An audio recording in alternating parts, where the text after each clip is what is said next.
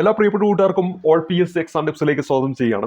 2024 നടക്കാൻ പോകുന്ന LGS പരീക്ഷയ്ക്കും 10th ലെവൽ പ്രിലിം പരീക്ഷയ്ക്കും സെക്രട്ടേറിയറ്റ് OA പരീക്ഷയ്ക്കും ഒക്കെ ഗുണപ്രദമാവുന്ന രീതിയിൽ നമ്മളിവിടെ പരിചയപ്പെടുത്താൻ പോകുന്നത് കേരള PSC മുൻവർഷങ്ങളിൽ ചോദിച്ചിരിക്കുന്ന ചോദ്യപേപ്പറിലെ ചോദ്യങ്ങളും അതുമായി ബന്ധപ്പെട്ട അനുബന്ധ കാര്യങ്ങളുമാണ് നിങ്ങളുടെ മുന്നിൽ ഈ ഒരു വീഡിയോ സീരീസിൽ നമ്മൾ ചർച്ച ചെയ്തു തുടങ്ങിയത്. 2021 കേരള PSC നടത്തിയ LGS മെയിൻ പരീക്ഷയിൽ ചോദിച്ച ചോദ്യപേപ്പറാണ് പരിചയപ്പെട്ടുകൊണ്ടിരിക്കുന്നത്. ഇതിലെ 34 ചോദ്യങ്ങളും അതുമായി ബന്ധപ്പെട്ട അനുബന്ധ കാര്യങ്ങളും നമ്മൾ പരിചയപ്പെട്ടു. 35ാമത്തെ ചോദ്യം മുതലുള്ള കാര്യങ്ങളാണ് ഇന്നത്തെ ക്ലാസ്സിൽ നമ്മൾ പരിചയപ്പെടാനായിട്ട് പോകുന്നത്. താഴെ പറയുന്നവരിൽ ഉപ്പ് സത്യാഗ്രഹത്തിന്റെ ഭാഗമായുള്ള ദണ്ഡി യാത്രയിൽ പങ്കെടുത്ത മലയാളികൾ ആരെല്ലാം എന്നാണ് നമ്മുടെ ചോദ്യം. ഈ ഒരു ചോദ്യത്തിന്റെ ഉത്തരത്തിലേക്ക് വരും മുമ്പ് ആരെല്ലാമാണ് ആ മലയാളികളൊന്നും പരിചയപ്പെടാം. അതിനുശേഷം നമുക്ക് ഈ ഒരു ചോദ്യത്തിന്റെ ഉത്തരത്തിലേക്ക് വരാം. ദണ്ഡിയാത്രയിൽ ഗാന്ധിജിയോടൊപ്പം പങ്കെടുത്ത മലയാളികൾ 4 പേരാണ് ഉള്ളത്. അതിൽ ഒന്നാമത്തെ പേര് ഓർത്തിരിക്കുക, നെയ്യാറ്റിൻകര ശ്രീ കൃഷ്ണൻ നായരാണ്. നെയ്യാറ്റിൻകര സി കൃഷ്ണൻ നായർ എന്ന പേരാണ് ഒന്നാമതായിട്ട് ഓർത്തിരിക്കേണ്ടത്. രണ്ടാമത്തെ പേര് നമ്മളിവിടെ പരിചയപ്പെടുന്നു, മായന്നൂർ ശങ്കരൻ എഴുത്തച്ഛൻ. അപ്പൊ രണ്ടാമത്തെ പേര് ഞാൻ നിങ്ങളെ മുന്നിൽ പരിചയപ്പെടുത്തി, ശങ്കരൻ എഴുത്തച്ഛൻ. അപ്പൊ മായന്നൂർ ശങ്കരൻ എഴുത്തച്ഛൻ എന്ന പേര് ഓർത്തിരിക്കുക. മൂന്നാമത്തെ പേര് ഓർത്തിരിക്കുക, ഷൊർണൂർ രാഘവ പൊതുവാൾ. അപ്പൊ രണ്ടാമത്തെ പേര് ശങ്കരൻ എഴുത്തച്ഛൻ, മൂന്നാമത്തെ പേര് ഷൊർണൂർ രാഘവ പൊതുവാൾ എന്ന പേര് ഓർത്തിരിക്കുക. അപ്പൊ മൂന്നാമത്തെ പേര് നമ്മൾ പഠിച്ചു, ഷൊർണൂർ രാഘവ പൊതുവാൾ. നാലാമത്തെ പേര് ഓർത്തിരിക്കണം, കോട്ടയം ടൈറ്റസ്. നാലാമത്തെ പേരെന്താണ്? കോട്ടയം ടൈറ്റസ്.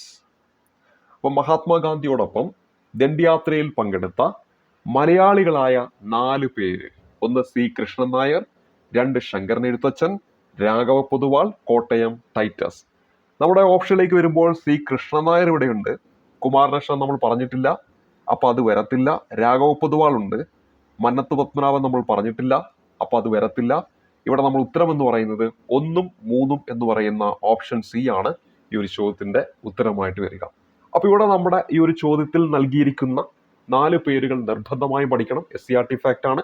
അതിനു മുമ്പും PSC ചോദിച്ചുകൊണ്ടിരിക്കുന്ന ചോദ്യമാണ്. അപ്പോൾ ഓർത്തിരിക്കണം, സി കൃഷ്ണൻ നായർ. കൃത്യമായി പറയുകയാണെങ്കിൽ നെയ്യാറ്റിൻകര സി കൃഷ്ണൻ നായർ എന്നാണ്. ശങ്കരൻ എഴുത്തച്ഛൻ കൃത്യമായി പറഞ്ഞാൽ മായന്നൂർ ശങ്കരൻ എഴുത്തച്ഛൻ എന്നാണ്. രാഘവ പൊതുവാൾ കൃത്യമായി പറഞ്ഞാൽ ഷൊർണൂർ രാഘവ പൊതുവാൾ എന്നാണ്. അടുത്തത് കോട്ടയം ടൈറ്റസ്. ഈ 4 പേരുകൾ മറക്കാതെ പഠിച്ചു വെക്കണം. ഇനി നമ്മൾ അടുത്തതായിട്ട് ഇവിടെ പരിചയപ്പെടുന്ന ചോദ്യം 36ാമത്തെ ചോദ്യമാണ്. താഴെ പറയുന്നവയിൽ റൗലറ്റ് നിയമവുമായി ബന്ധപ്പെട്ട പ്രസ്താവനകൾ ഏവ എന്നാണ് നമ്മുടെ അടുത്ത ചോദ്യമായിട്ട് നൽകിയിരിക്കുന്നത്. വിചാരണ കൂടാതെ അനിശ്ചിതകാലം തടവിലിടാം എന്ന് ഇവിടെ നൽകിയിരിക്കുന്നു. അത് റൗലറ്റ് നിയമവുമായി ബന്ധപ്പെട്ട് ശരിയായിട്ടുള്ള ഒരു പ്രസ്താവനയാണ് എന്ന് നമുക്കറിയാം. ഏതൊരു ഇന്ത്യക്കാരനെയും വാറന്റ് ഇല്ലാതെ അറസ്റ്റ് ചെയ്യാം, അതും റൗലറ്റ് നിയമത്തിന്റെ ഉള്ളിൽ വരുന്നതാണ്. അപ്പൊ ഇവിടെ രണ്ടാമതുള്ളതും ശരിയായിട്ടുള്ള സ്റ്റേറ്റ്മെന്റ് ആണ്. 1909 ഈ നിയമം നിലവിൽ വന്നു എന്നാണ് കൊടുത്തിരിക്കുന്നത്. ഇത് തെറ്റായിട്ടുള്ള ഒരു സ്റ്റേറ്റ്മെന്റ് ആണ്. നമ്മൾ കൃത്യമായിട്ട് പഠിക്കുന്നതാണ്. റൗലറ്റ് നിയമം വരുന്നത് 1919 അപ്പൊ ഇവിടെ ഇത് തെറ്റാണ്. അപ്പൊ 3 എന്ന് പറയുന്നത് തെറ്റാണ് എന്ന് നമുക്കറിയാം. അങ്ങനെയാണെങ്കിൽ ഇവിടെ മുഴുവനും എന്ന് പറഞ്ഞിട്ട് ബന്ധപ്പെട്ട പ്രസ്താവനകളിൽ നമ്മൾ പറയുന്നത് ശരിയായിട്ടുള്ള പ്രസ്താവനയാണ് കണ്ടുപിടിക്കേണ്ടത്. ഈ ഡി എന്ന് പറയുന്ന ഓപ്ഷൻ നമുക്ക് എന്ത് ചെയ്യാം? ഡിലീറ്റ് ആക്കി കളയാം. ഈ ബി എന്ന് പറയുന്ന ഓപ്ഷനും നമുക്ക് ഡിലീറ്റ് ആക്കി കളയാം.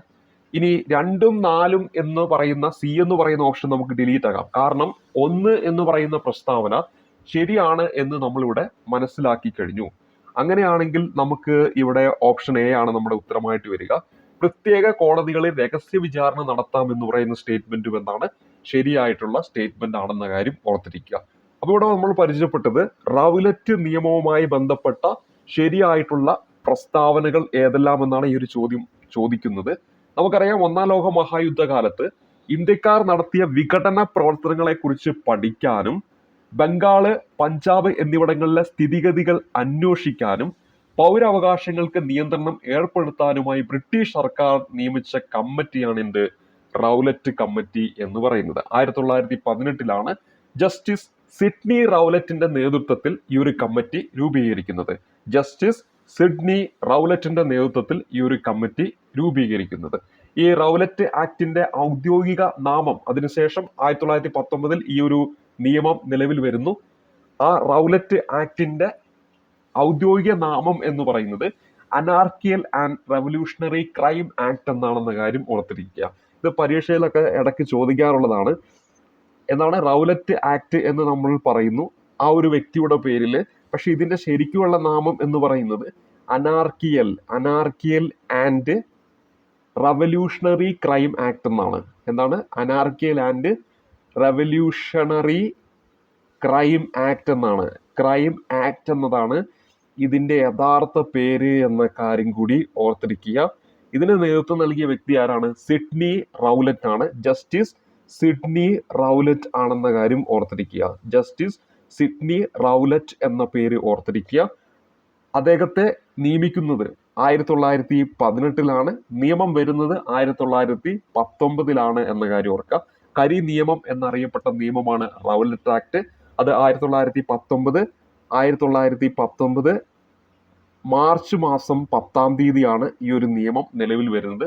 കരി നിയമം എന്നറിയപ്പെട്ട നിയമമാണ് റൗലറ്റ് ആക്ട് എന്ന കാര്യം ഓർത്തിരിക്കുക. ഈ ഒരു നിയമപ്രകാരം ബ്രിട്ടീഷ് സർക്കാരിന് നൽകിയ അധികാരങ്ങൾ എന്ന് പറയുന്നതാണ് ഇവിടെ നമ്മൾ ഓരോ ഓപ്ഷനിലും കണ്ടത്. ഈ നിയമപ്രകാരം വാറന്റ് കൂടാതെ ഏതൊരു ഇന്ത്യക്കാരനെയും അറസ്റ്റ് ചെയ്ത് വിചാരണ കൂടാതെ അനിശ്ചിതകാലം തടവിലിടാം. പ്രത്യേക കോടതികളിൽ രഹസ്യ വിചാരണ നടത്താം. കോടതി വിധിക്കെതിരെ അപ്പീൽ നിഷേധിക്കാം. ഒരു പോയിന്റാണ്, കോടതി വിധിക്കെതിരെ എന്താണ് അപ്പീൽ നിഷേധിക്കാം എന്ന കാര്യം കൂടി ഓർത്തിരിക്കുക. ഇവിടെ റൗലറ്റ് നിയമം വർഷം പരിചയപ്പെട്ടു, 1919. അതേപോലെ തന്നെ അത് നിലവിൽ വന്നത് 1919 മാർച്ച് 10 ഇത് ഔദ്യോഗികമായിട്ട് ഇത് അറിയപ്പെടുന്നത് അനാർക്കിയൽ ആൻഡ് റവല്യൂഷണറി ക്രൈം ആക്ട് എന്നാണ്. ഇത് മലയാളത്തിൽ പറഞ്ഞാൽ അരാജകത്വ വിപ്ലവ കുറ്റകൃത്യ നിയമം എന്നാണ്. അരാജകത്വ വിപ്ലവ കുറ്റകൃത്യ നിയമം എന്നാണ്. ഇപ്പൊ PSC ഇത് ഗൂഗിൾ ട്രാൻസ്ലേറ്റിലൊക്കെ ഇട്ടിട്ട് മലയാളം ചിലപ്പോൾ ചോദിക്കാം, പ്രത്യേകിച്ച് LGS പോലുള്ള പരീക്ഷയിൽ.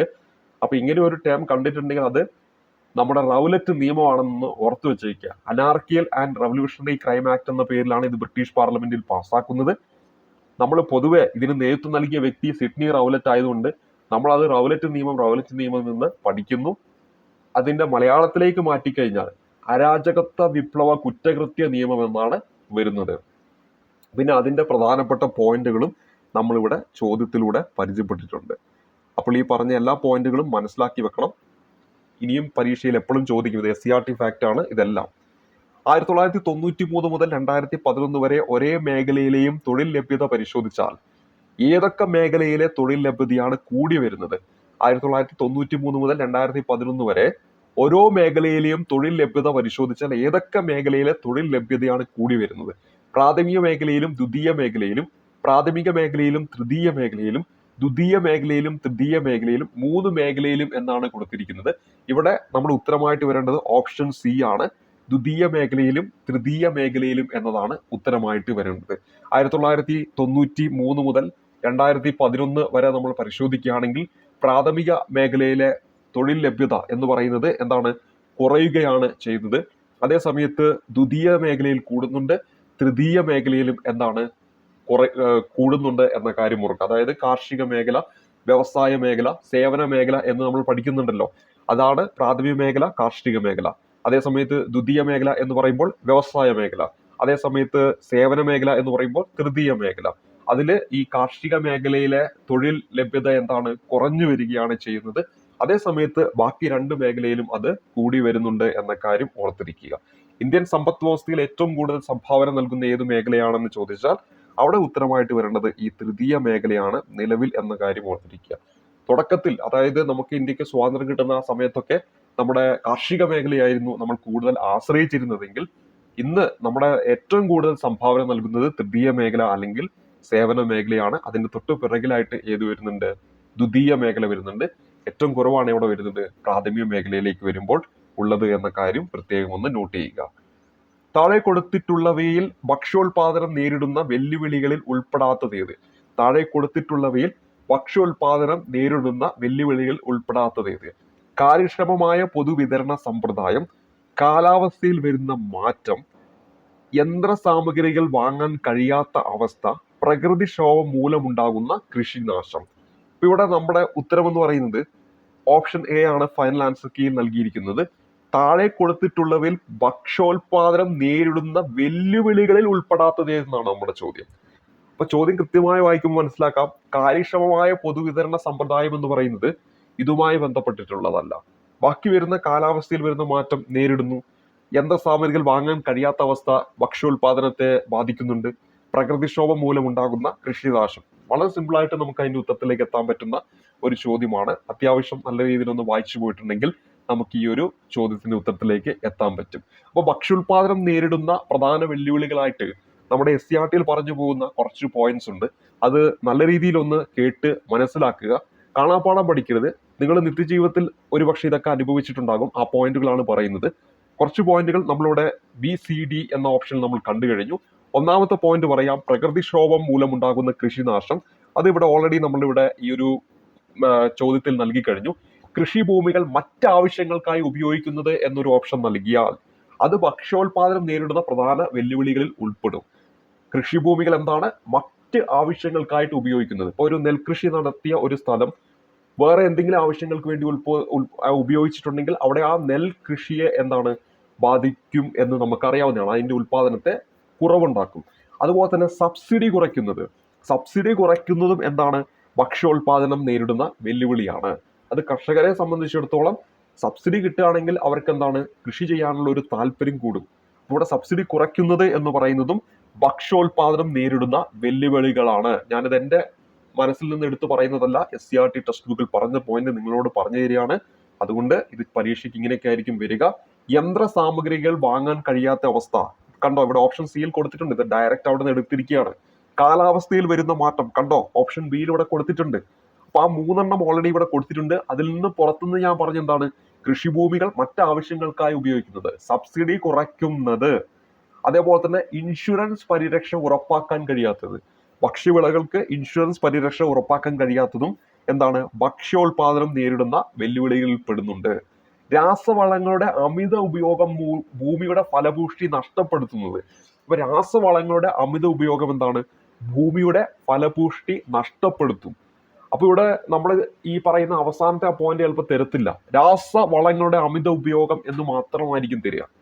അപ്പൊ നിങ്ങൾ വിചാരിക്കും അമിതമായിട്ട് രാസവളം ഉപയോഗിച്ച് കഴിഞ്ഞാൽ നല്ലതല്ലേ എന്ന് നമ്മൾ വിചാരിക്കും. പക്ഷെ അതെന്താണ്, അമിതമായി നമ്മൾ രാസവളം ഉപയോഗിച്ച് കഴിഞ്ഞാൽ ഭൂമിയുടെ ഫലപുഷ്ടി നഷ്ടപ്പെടുത്തും. ഇപ്പൊ നമ്മൾ ഏതെങ്കിലും ഒരു വിളയ്ക്ക് വേണ്ടിയിട്ട് നമ്മൾ അവിടെ അമിതമായിട്ട് ആ വിളയുമായി ബന്ധപ്പെട്ട രാസവസ്തുക്കൾ ഉൽപ്പാദിപ്പിക്കുമ്പോൾ മറ്റുള്ളവ കൃഷി ചെയ്യാനുള്ള അവസരം അവിടെ ചിലപ്പോൾ നഷ്ടപ്പെടും. കാരണം ആ മണ്ണിന്റെ മേന്മ നഷ്ടപ്പെട്ടു പോകും. അപ്പൊ ഈ പറഞ്ഞ എല്ലാ പോയിന്റുകളും ഒരിക്കൽ കൂടി ഓർത്തിരിക്കുക. പ്രകൃതിക്ഷോഭം മൂലമുണ്ടാകുന്ന കൃഷിനാശം, കൃഷിഭൂമികൾ മറ്റ് ആവശ്യങ്ങൾക്കായി ഉപയോഗിക്കുന്നത്, സബ്സിഡി കുറയ്ക്കുന്നത്, യന്ത്രസാമഗ്രികൾ വാങ്ങാൻ കഴിയാത്ത അവസ്ഥ, കാലാവസ്ഥയിൽ വരുന്ന മാറ്റം, ഇൻഷുറൻസ് പരിരക്ഷ ഉറപ്പാക്കാൻ കഴിയാത്തത്, രാസവളങ്ങളുടെ അമിത ഉപയോഗം ഭൂമിയുടെ ഫലപുഷ്ടി നഷ്ടപ്പെടുത്തുന്നത്. അപ്പൊ ഇവിടെ നമ്മളിൽ നിന്നുകൊണ്ട് ഒരു കൃഷി ചെയ്യാൻ പോകുമ്പോൾ ഇതൊക്കെ സംഭവിച്ചാൽ എൻ്റെ കൃഷിക്ക് എന്ത് സംഭവിക്കും എന്ന രീതിയിലൊന്ന് ചിന്തിച്ചാൽ ഈ ഒരു പോയിന്റുകൾക്ക് ഉത്തരം കിട്ടും. അപ്പൊ ഇതെല്ലാം SCERT പോയിന്റ് ആണ്, ഞാൻ എൻ്റെ മനസ്സിൽ നിന്ന് എടുത്തു പറഞ്ഞതല്ല. അതിൽ നിന്ന് 3 ഇതാ ചോദ്യമായിട്ട് തന്നിട്ടുണ്ട്. ഇനി അടുത്ത ചോദ്യത്തിലേക്ക് വരാം. രാജ്യത്തെ മൊത്തം സാധനങ്ങളുടെയും സേവനങ്ങളുടെയും ഉൽപാദന വർധനവ് താഴെ കൊടുത്തിട്ടുള്ള ആസൂത്രണ ലക്ഷ്യങ്ങളിൽ എന്തിനെ സൂചിപ്പിക്കുന്നു എന്നതാണ് നമ്മുടെ അടുത്ത ചോദ്യം. രാജ്യത്തെ മൊത്തം സാധനങ്ങളുടെയും സേവനങ്ങളുടെയും ഉൽപാദന വർധനവ് താഴെ കൊടുത്തിട്ടുള്ള ആസൂത്രണ ലക്ഷ്യങ്ങളിൽ എന്തിനെ സൂചിപ്പിക്കുന്നു എന്നാണ് നമ്മുടെ ചോദ്യം. വളരെ സിമ്പിൾ ആണ് ഈ ഒരു ചോദ്യം. ഓപ്ഷൻ ബി ആണ് ഉത്തരമായിട്ട് വരുന്നത്. സാമ്പത്തിക വളർച്ചയെയാണ് സൂചിപ്പിക്കുന്നത്. ഒരു സമ്പദ് വ്യവസ്ഥയിലെ സാധനങ്ങളുടെയും സേവനങ്ങളുടെയും ഉൽപാദനത്തിൽ ഉണ്ടാകുന്ന വർധനവിനെയാണ് നമ്മൾ സിമ്പിൾ ആയിട്ട് സാമ്പത്തിക വളർച്ച എന്ന് പറയുന്നത്. മുൻ വർഷത്തെ അപേക്ഷിച്ച് ഒരു വർഷം ദേശീയ വരുമാനത്തിൽ ഉണ്ടാകുന്ന വർധനവിനെയാണ് ശരിക്കും നമ്മൾ എന്തെന്ന് പറയുന്നത്, ആ ഒരു വർധനവിന്റെ നിരക്കിനെയാണ് നമ്മൾ എന്തെന്ന് പറയുന്നത്, സാമ്പത്തിക വളർച്ച നിരക്ക് എന്ന് പറയുന്നത്. 2 പോയിന്റ് ഞാൻ നിങ്ങളുടെ മുന്നിൽ പറഞ്ഞിട്ടുള്ളൂ. ഒന്നെന്താണ്, ഒരു സമ്പദ് വ്യവസ്ഥയിലെ സാധനങ്ങളുടെയും അതുപോലെ തന്നെ സേവനങ്ങളുടെയും ഉൽപാദനത്തിൽ ഉണ്ടാകുന്ന വർധനമാണ് എന്ത്, സാമ്പത്തിക വളർച്ച. എന്നാൽ മുൻ വർഷത്തെ അപേക്ഷിച്ച്, ഇപ്പൊ കഴിഞ്ഞ വർഷത്തെ അപേക്ഷിച്ച് 2023 അപേക്ഷിച്ച് ഒരു വർഷം ദേശീയ വരുമാനത്തിൽ ഉണ്ടാകുന്ന വർധനവിനെ നമ്മൾ എന്ത് പറയുന്നു, അതിന്റെ ആ ഒരു നിരക്കിനെ, ശതമാനത്തെ നമ്മൾ എന്തെന്ന് പറയുന്നു, സാമ്പത്തിക വളർച്ച നിരക്ക് എന്ന് പറയും അല്ലെ. നിങ്ങളെ രാജ്യത്ത് സാമ്പത്തിക വളർച്ച ഉണ്ടായിട്ടുണ്ടോ എന്ന് നമ്മളെങ്ങനെയാ നോക്കുക, കമ്പയർ ചെയ്യും. പിൻവർഷവുമായിട്ട് നമ്മൾ കമ്പയർ ചെയ്തിട്ട് ശതമാനത്തിൽ പറയും. അപ്പൊ അതിനെയാണ് നമ്മൾ എന്തെന്ന് പറയുന്നത്, സാമ്പത്തിക വളർച്ച നിരക്ക് എന്ന് പറയുന്നത്. അപ്പൊ അതാണ് ഇവിടെ കൊടുത്തിരിക്കുന്നത്. രാജ്യത്തിന്റെ മൊത്തം സാധനങ്ങളുടെയും സേവനങ്ങളുടെയും ഉൽപാദന വർധനവ് താഴെ കൊടുത്തിട്ടുള്ള ആസൂത്രണ ലക്ഷ്യങ്ങൾ എന്തിനെ സൂചിപ്പിക്കുന്നു? അതാണ് ഞാനിവിടെ പറഞ്ഞത്. ഒരു സമ്പദ് വ്യവസ്ഥയിലെ സാധനങ്ങളുടെയും സേവനങ്ങളുടെയും ഉൽപാദനത്തിൽ ഉണ്ടാകുന്ന വർധനവാണ് സാമ്പത്തിക വളർച്ച എന്ന് നൽകിയിരിക്കുന്നത്. സാമ്പത്തിക വളർച്ച എന്ന് നൽകിയിരിക്കുന്നത് എന്ന കാര്യം ഓർത്തിരിക്കുക. ഇനി നമ്മുടെ അടുത്ത ചോദ്യത്തിലേക്ക് വരാം. സ്വാതന്ത്ര്യാനന്തരം ഇന്ത്യയുടെ സാമ്പത്തിക വികസനത്തിന് ഏതുതരം സമ്പദ് വ്യവസ്ഥയാണ് സ്വീകരിച്ചത് എന്നതാണ് നമ്മുടെ ചോദ്യം. ഇത് എല്ലാവർക്കും അറിയാവുന്ന ഒരു ഉത്തരമാണ്. മിശ്ര സമ്പദ് വ്യവസ്ഥ എന്നതാണ് ഈ ഒരു ചോദ്യത്തിന്റെ ഉത്തരമായിട്ട് വരേണ്ടത്. അതായത് മുതലാളിത്ത സമ്പദ് വ്യവസ്ഥയുടെയും സോഷ്യലിസ്റ്റ് സമ്പദ് വ്യവസ്ഥയുടെയും പ്രത്യേകതകൾ ഉൾക്കൊള്ളുന്ന സമ്പദ് വ്യവസ്ഥയാണ് നമ്മൾ എന്തെന്ന് പറയുന്നത്, മിശ്ര സമ്പദ് വ്യവസ്ഥ എന്ന് പറയുന്നത്. ഇവിടെ ഓപ്ഷൻ എയിൽ തന്നിരിക്കുന്ന മുതലാളിത്ത സമ്പദ് വ്യവസ്ഥയുടെയും ഓപ്ഷൻ ബിയിൽ തന്നിരിക്കുന്ന സോഷ്യലിസ്റ്റ് സമ്പദ് വ്യവസ്ഥയുടെയും പ്രത്യേകതകൾ ഉൾക്കൊള്ളുന്ന സമ്പദ് വ്യവസ്ഥയാണ് എന്തെന്ന് പറയുന്നത്, മിശ്ര സമ്പദ് വ്യവസ്ഥ എന്ന് പറയുന്നത്. മിശ്ര സമ്പദ് വ്യവസ്ഥയുടെ പിതാവ് ആരെന്ന് ചോദിച്ചാൽ ഉത്തരമായിട്ട് വരേണ്ടത് ആഡം സ്മിത്ത് ആണ്. ആരാണ് മിശ്ര സമ്പദ് വ്യവസ്ഥയുടെ പിതാവ് എന്ന് ചോദിച്ചാൽ ഉത്തരമായിട്ട് വരേണ്ടത് ആഡം സ്മിത്ത് ആണെന്ന കാര്യം ഓർത്തിരിക്കുക. ലോകത്തിലെ മിക്ക രാജ്യങ്ങളിലും ഇന്ന് എന്താണ്, ഈ പറയുന്ന മിശ്ര സമ്പദ് വ്യവസ്ഥയാണ് നിലനിൽക്കുന്നത് എന്ന കാര്യം ഓർത്തിരിക്കണം. മിശ്ര സമ്പദ് വ്യവസ്ഥയുടെ പ്രത്യേകതകൾ എന്ന് പറഞ്ഞുകൊണ്ട് കൃത്യമായിട്ട് SCR ടെക്സ്റ്റ് ബുക്കിൽ കുറച്ച് പോയിന്റുകൾ പറയുന്നുണ്ട്. അത് നിങ്ങൾ കൃത്യമായിട്ട് ഒന്ന് കേട്ടിരിക്കുക. പൊതുമേഖലയിലും സ്വകാര്യ മേഖലയിലും ഇത് നിലനിൽക്കുന്നു. അപ്പൊ ആ ഒരു മിശ്ര സമ്പദ് വ്യവസ്ഥ, അപ്പൊ നമ്മുടെ രാജ്യം നോക്കുകയാണെങ്കിൽ നമ്മുടെ രാജ്യത്ത് പൊതുമേഖലയുമുണ്ട് സ്വകാര്യ മേഖലയുമുണ്ട്. അപ്പൊ നമ്മുടെ മിശ്ര സമ്പദ് വ്യവസ്ഥയുടെ ഒരു പ്രത്യേകതയാണ് പൊതുമേഖലയും ഉണ്ടാകും സ്വകാര്യ മേഖലയും ഉണ്ടാകും. ക്ഷേമ പ്രവർത്തനങ്ങൾക്ക് പ്രാധാന്യം നൽകുന്നു. ഏറ്റവും ഇമ്പോർട്ടന്റ് ആയിട്ടുള്ള ഒരു പോയിന്റ് ആണ്. നമ്മുടെ സർക്കാർ പലതരത്തിലുള്ള ക്ഷേമ പ്രവർത്തനങ്ങൾ നമ്മുടെ മുന്നിൽ നടപ്പിലാക്കുന്നുണ്ട്. നമ്മൾ PSC പരീക്ഷയ്ക്ക് ക്ഷേമ പദ്ധതികൾ എന്ന് പറഞ്ഞുകൊണ്ട് ഒരു ഭാഗം തന്നെ നമ്മൾ പഠിക്കുന്നുണ്ട്. അപ്പൊ മിശ്ര സമ്പദ് വ്യവസ്ഥയുടെ മറ്റൊരു പ്രത്യേകതയാണ് ക്ഷേമ പ്രവർത്തനങ്ങൾക്ക് പ്രാധാന്യം നൽകുന്നു. ആസൂത്രണത്തിൽ അധിഷ്ഠിതമായ സമ്പദ് വ്യവസ്ഥയാണ്. ആസൂത്രണത്തിൽ അധിഷ്ഠിതമായ സമ്പദ് വ്യവസ്ഥയാണ് മിശ്ര സമ്പദ് വ്യവസ്ഥ എന്ന് പറയുന്നത്. ഒരിക്കൽ കൂടി റിപ്പീറ്റ് ചെയ്യുന്നു, ഞാൻ പറഞ്ഞ 3 പോയിന്റുകൾ കൃത്യതയോടുകൂടി കേട്ടിരിക്കുക. പൊതുമേഖലയിലും സ്വകാര്യ മേഖലയിലും നിലനിൽക്കുന്നു. നമ്മുടെ രാജ്യം ഓർത്താൽ മതി.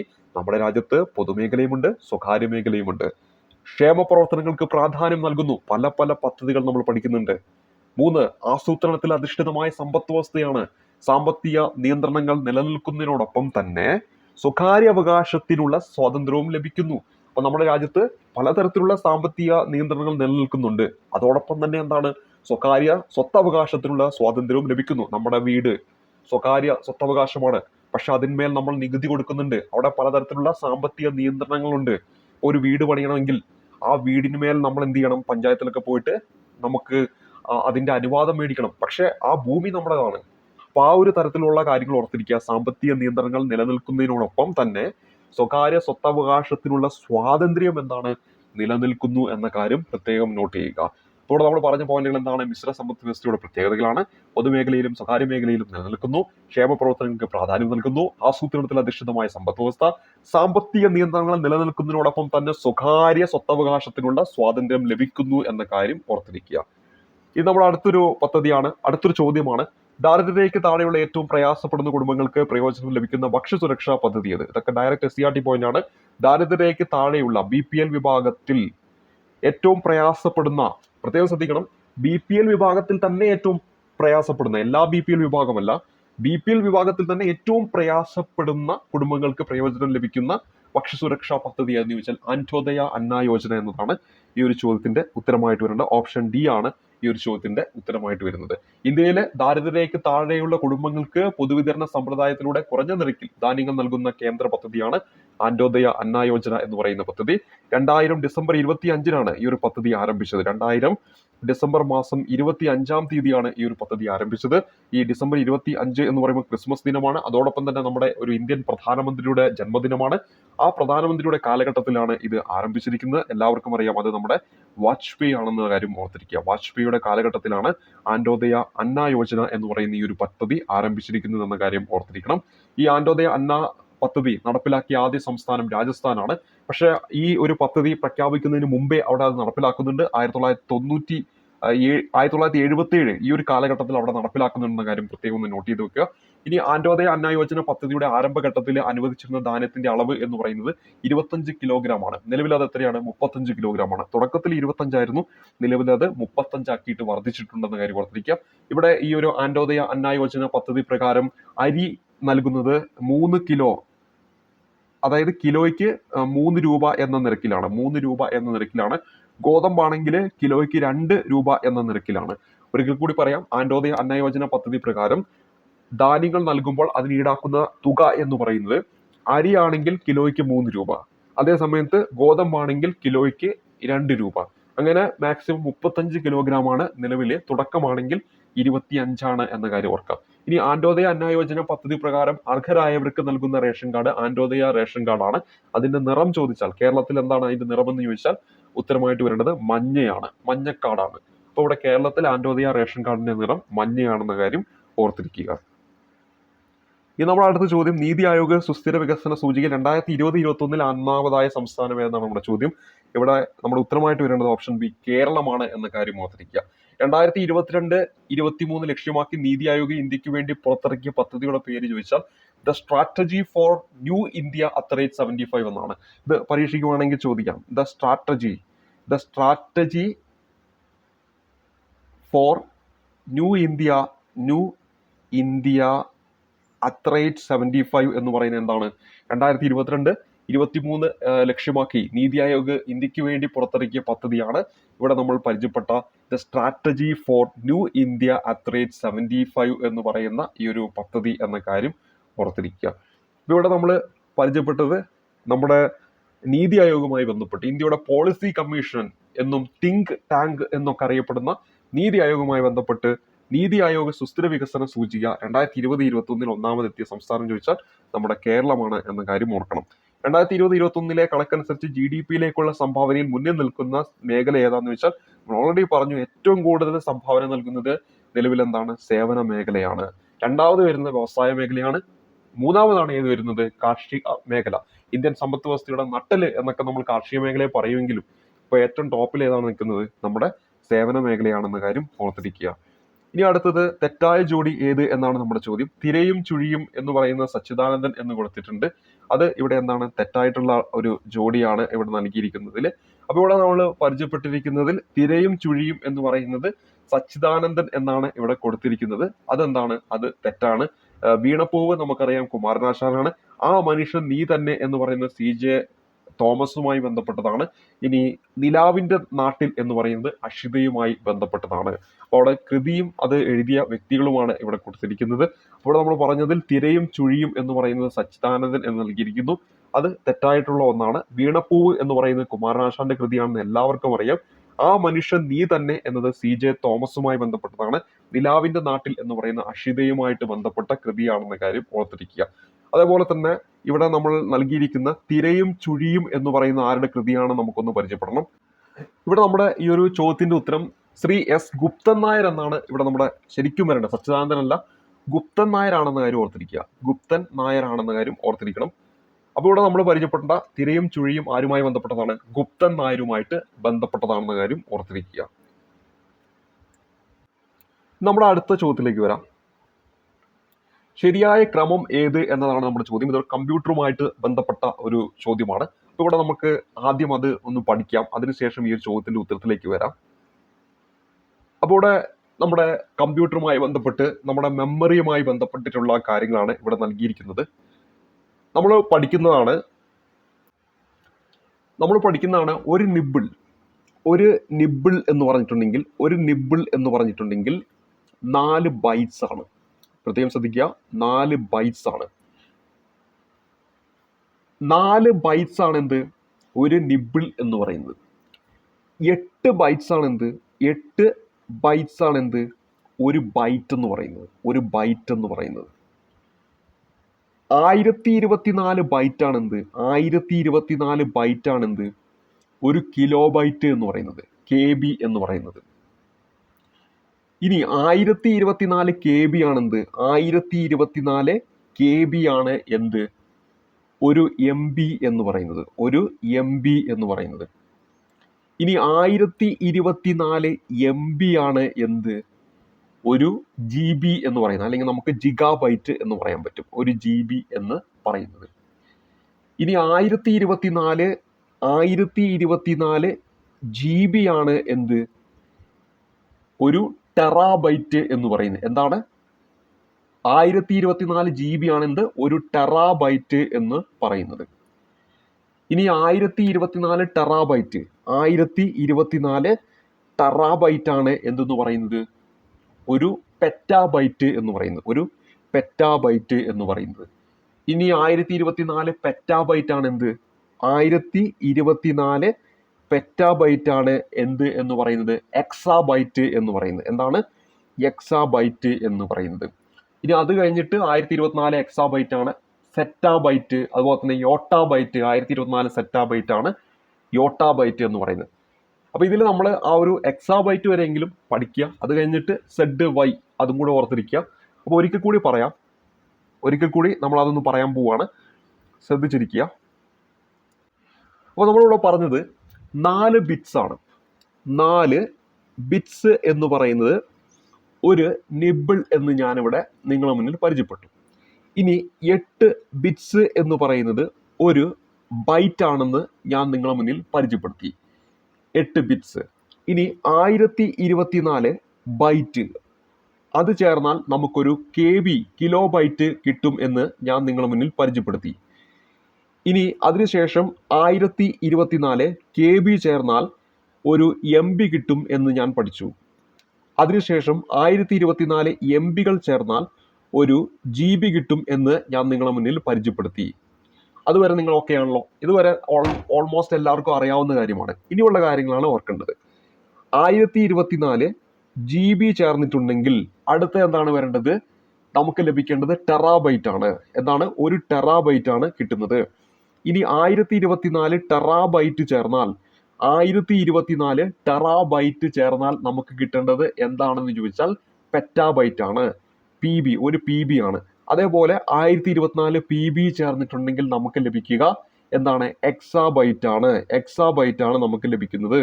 ഇനി 1024 എക്സാബൈറ്റ് ചേർന്നാൽ നമുക്ക് ലഭിക്കുന്നത് സെറ്റാബൈറ്റ് ആണ്. എന്താണ്, സെറ്റാബൈറ്റ് ആണ്. ഇനി 1024 എന്താണ്, 1024 സെറ്റാബൈറ്റ് ചേർന്നാൽ നമുക്ക് എന്താണ് ലഭിക്കുന്നത്, യോട്ടാബൈറ്റ് ആണ്. യോട്ടാബൈറ്റ് ആണ് ലഭിക്കുന്നത് എന്ന കാര്യം ഓർത്തിരിക്കും. ഇനി നമ്മുടെ ചോദ്യത്തിലേക്ക് തിരിച്ചു വരികയാണ്. നമ്മുടെ ചോദ്യം നോക്കുക. 1024 മെഗാബൈറ്റ് ഒരു കിലോ ബൈറ്റ് എന്നാണ് കൊടുത്തിരിക്കുന്നത്. അത് തെറ്റല്ലേ? 1024 മെഗാബൈറ്റ് ഈസ് ഈക്വൽ ടു ഒരു കിലോ ബൈറ്റ് എന്നാണ് നമ്മൾ പഠിച്ചത്. നേരെ തിരിച്ചല്ല നമ്മൾ പഠിച്ചത്. 1024 kilobyte is equal to ഒരു മെഗാബൈറ്റ് എന്നാണ് നമ്മൾ പഠിച്ചിരിക്കുന്നത്. അപ്പോൾ അത് തെറ്റായി. അപ്പോൾ ഇതെന്താണ്, തെറ്റാണ്. 1024 മെഗാബൈറ്റ് ഈസ് ഈക്വൽ ടു ഒരു ജിഗാബൈറ്റ്, അത് ശരിയല്ലേ? 1024 MB ഈസ് ഈക്വൽ ടു ഒരു GB ആണ്. 1024 GB ഈസ് ഈക്വൽ ടു ഒരു കിലോ ബൈറ്റ് എന്നാണ് പഠിച്ചത്. തെറ്റല്ലേ? 1024 GB എന്ന് പറഞ്ഞാൽ എന്താണ്, ഒരു പെറ്റാബൈറ്റ് എന്നാണ്, ഒരു ടെറാബൈറ്റ് എന്നാണ് നമ്മൾ പഠിച്ചത്. എന്താണ്, ഒരു ടെറാബൈറ്റ് എന്നാണ് നമ്മൾ പഠിച്ചത്. അപ്പോൾ ഇതും തെറ്റി. ഇനി അടുത്ത് നോക്ക്. 1024 kilobyte is equal to ഒരു മെഗാബൈറ്റ്, അത് ശരിയാണ്. 1024 മെഗാബൈറ്റ് ഈസ് ഈക്വൽ ടു ഒരു ജിഗാബൈറ്റ്, അതും ശരിയാണ്. 1024 ജിഗാബൈറ്റ് ഈസ് ഈക്വൽ ടു ഒരു ടിഗാബൈറ്റ് എന്നാണ് നൽകിയത്. അത് എന്താണ്, ശരിയാണ്. ടെറാബൈറ്റ്, ടിഗാബൈറ്റ് അങ്ങനെ പറയാം. അപ്പോൾ ഇവിടെ C എന്ന് പറയുന്ന ഓപ്ഷൻ എന്താണ്, ശരിയായിട്ടുള്ള ഓപ്ഷനാണ്. അടുത്ത് നോക്ക്. 1024 MB ഈസ് ഈക്വൽ ടു ഒരു ജിഗാബൈറ്റ്, അത് ശരിയാണ്. 1024 GB ഈസ് ഈക്വൽ ടു ഒരു ടിഗാബൈറ്റ്, അതും ശരിയാണ്. 1024 ടിഗാബൈറ്റ് ഈസ് ഈക്വൽ ടു ഒരു കിലോ ബൈറ്റ് ആണോ? അല്ലല്ലോ. 1024 ടിഗാബൈറ്റ് അല്ലെങ്കിൽ ടെറാബൈറ്റ് എന്ന് പറയുന്ന ഒരു പെറ്റാബൈറ്റ് എന്നാണ് നമ്മൾ പഠിച്ചിട്ടുള്ളത്. അപ്പോൾ ഈ അവസാനമുള്ളത് TPEZY എന്നോർത്ത്, അതായത് GB കഴിഞ്ഞാൽ പിന്നെ TPEZY, TPEZY എന്നാണ് വരേണ്ടതെന്ന് ഒന്ന് ഓർത്ത് വെച്ചാൽ മതി. TPEZY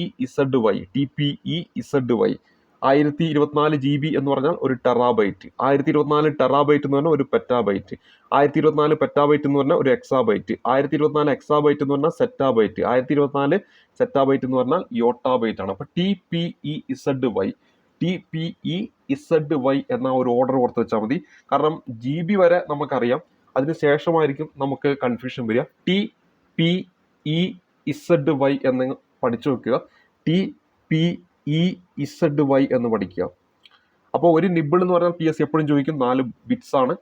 8 ബിറ്റ്സുകൾ ചേർന്നാൽ ഒരു ബൈറ്റ്, പിന്നെ 1024 ബൈറ്റുകൾ ചേർന്നാൽ ഒരു KB, 1024 KB ചേർന്നാൽ MB, 1024 MB ചേർന്നാൽ GB, പിന്നെ അത് കഴിഞ്ഞിട്ട് നമ്മൾ പഠിച്ച ഓർഡർ TPEZY. 1024 GB ആണെങ്കിൽ T ഫോർ ടെറാബൈറ്റ്, പിന്നെ 1024 TB ചേർന്നാൽ PB ആണ്, പിന്നെ 1024 PB ചേർന്നാൽ എക്സാബൈറ്റ് ആണ്. 1024 എക്സാബൈറ്റ് ചേർന്നാൽ സെറ്റാബൈറ്റ് ആണ്. 1024 സെറ്റാബൈറ്റ് ചേർന്നാൽ യോട്ടാബൈറ്റ് ആണ് എന്ന കാര്യം പറയും. അതിൽ ആ എക്സാബൈറ്റ് വരെയെങ്കിലും നിങ്ങൾ പഠിച്ചു വെക്കണം. പിന്നെ സെറ്റാബൈറ്റ്, യോട്ടാബൈറ്റ്. അപ്പോൾ അവിടെ ഓർക്കാൻ TPEZY എന്ന ഒരു ഓർഡർ ഒന്ന് ഓർത്ത് വെച്ചാൽ നിങ്ങൾക്ക് ഇതിന്റെ ഉത്തരം കിട്ടും. പിന്നെ ഈ ഒരു ചോദ്യം നമുക്ക് സിമ്പിൾ ആയിട്ട് ഉത്തരത്തിലേക്ക് എത്താൻ പറ്റുന്ന ചോദ്യം തന്നെയാണ്. കാരണം എവിടെയാണ് തെറ്റ് എന്ന് മനസ്സിലാക്കിക്കൊണ്ട് അത് നമ്മൾ കണ്ടെത്തിയാൽ മതി. അല്ലാണ്ട് ആ ഓർഡറിലല്ല ഇവർ ചോദിച്ചിരിക്കുന്നത്, പക്ഷെ പരീക്ഷയ്ക്ക് ഓർഡറും ചോദിക്കുന്നതാണ്. അപ്പോൾ നമ്മൾ ഇത്രയും ചോദ്യങ്ങളാണ് ഇന്ന് പരിചയപ്പെടുത്തുന്നത്. കുറെ കാര്യങ്ങൾ പരിചയപ്പെടുത്തിയിട്ടുണ്ട്, വളരെ ഇമ്പോർട്ടന്റ് ആണ്. എല്ലാം നല്ല രീതിയിൽ പഠിച്ചിട്ട് വേണം പരീക്ഷയ്ക്ക് പോകാനായിട്ട്. അപ്പോൾ ഒരു LGSന്റെ പരീക്ഷയല്ലേ ഇന്ന നിലവാരത്തിൽ ചോദിക്കുമെന്ന് വിചാരിക്കരുത്. നമുക്ക് കാണാൻ പറ്റും കഴിഞ്ഞ LGS പരീക്ഷയുടെ ചോദ്യപേപ്പറാണ്. അത്യാവശ്യം സ്റ്റാൻഡേർഡ് ലെവലിൽ തന്നെയാണ് ചോദ്യങ്ങൾ ചോദിച്ചിരിക്കുന്നത്. അപ്പോൾ നല്ല രീതിയിൽ പഠിച്ച് മുന്നോട്ട് പോവുക. അടുത്ത ക്ലാസ്സിൽ നമുക്ക് ഇതിന്റെ ബാക്കി ചോദ്യങ്ങളും അനുബന്ധ കാര്യങ്ങളുമായിട്ട് കണ്ടുമുട്ടാം. അതുവരേക്കും നന്ദി, നമസ്കാരം.